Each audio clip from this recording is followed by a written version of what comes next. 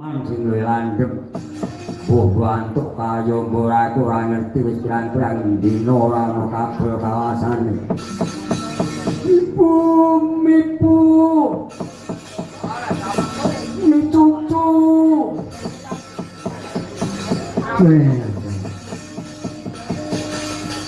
Aku nek kelingan anakku iso dodaman cilikane ya mung gring-gringen wae. Ngombe buke orang metu banyu susu. Mi cucuk wong yo kok nangis enggak. Kae ngerti nyatane ibumu yo aja sangkon yo kok ana papan mandak bumi mlaku. Kok ndak disingen karo Pak Dimutono kae ndak pengen Pak Mutono. Wah, anakku metuko wis terima-terima yo nggih. Bapak, opo? Tukono ocok-ocok, Pak. Dasar koyo putuku. Wis, bae ngomong njuk dolanan mah tombok mbah uti.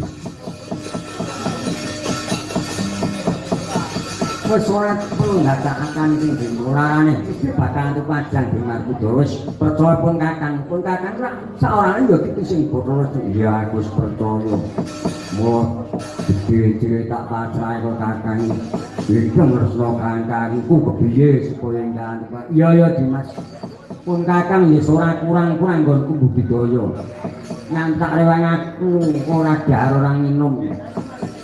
Setulung dino tolong bengi yo mung mergo yo prihatinake. Ora aku tuku anakku nggih bocah bagus yo muga entuk karo. Dereng gak bisa pisah ari-ari munggonmu. Isih. Maparono ing ragam yo nggih tuku. Ana tulis ing wangi iki. Wong yen sabar lan narimo ngajar umur suke kadang pamong mikro sinodoro iku gampang gone antuk tombon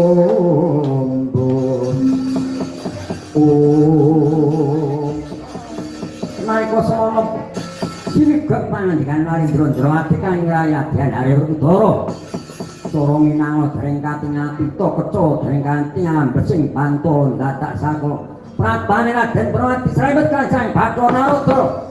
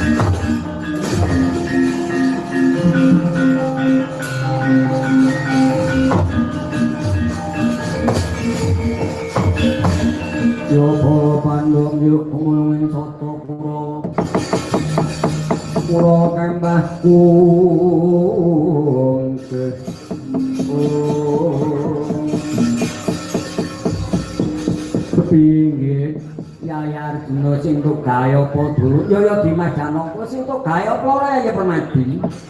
Ini pangestunipun Paduka Koko Prabu Puntadewa Koko Pradingrawati menika sampun angsal damel. Wah.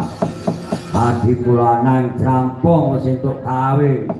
Nggih namung menika wujuding rangka Kajeng Westubamaya. Wah diwabrak apa? Taman sing landhep ora tegas pemunggo kayu. Rangka pusaka napa iso negat jangan ya ngger perkudara.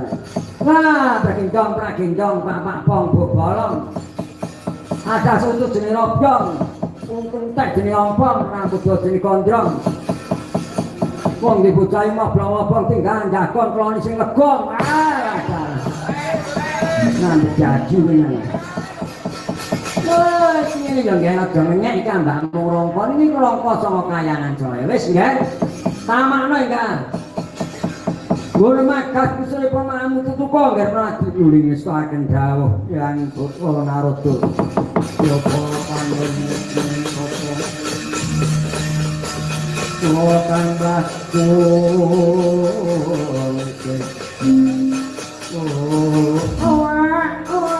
kata itu preman kono yang bermadus ngasto wujuding rongko kajen restu bomolyo ono ngelok ing kahanan nembe katempelaken wonten area iku dosane pejetes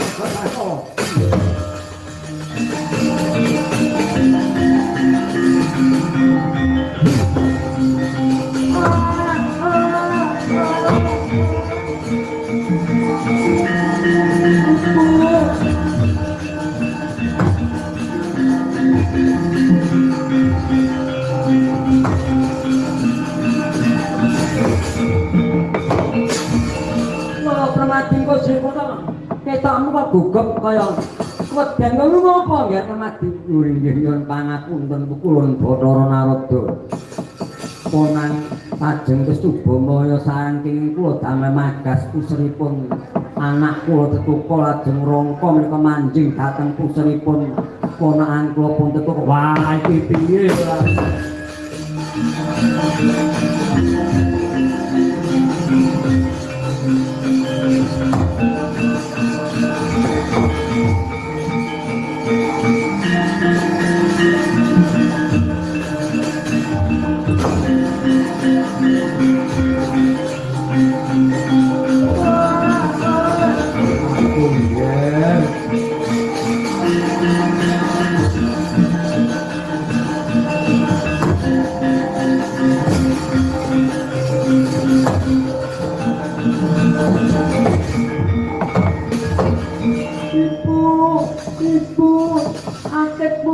ora apa-apa ya ora loro inggih ngaturaken tiwasan Kakang Mas Werkudara Koko Prabu Ngamarta kala ana kadung Kestubamaya kok manjing dhateng puseripun anak kula tuwa ya nggih susah kula ndak padha getun gedung ora kena wis iki kodrating dhewe kudu mengkono najan rangka manjing jroning pusere anakmu tetuko dumung kanggo pepeling kanggo kudu mbok eling-eling sing kanthi praitna besok yen ana perang gedhe sinebut perang Bratayuda hai pasal tetembungan ya ki pusaka manjing rangka la iki kudu anakmu kudu mbok jaga sing kanthi praitna Werkudara wah iya kudu sing ati-ati ngreksa marang anakmu kula dina iki ning kaya saya lagi dipedah nali grosaka nggih Gusti Prabu Palacana Jaya diguru putu-putuku pendoro ini wis padang pamikirmu mikirake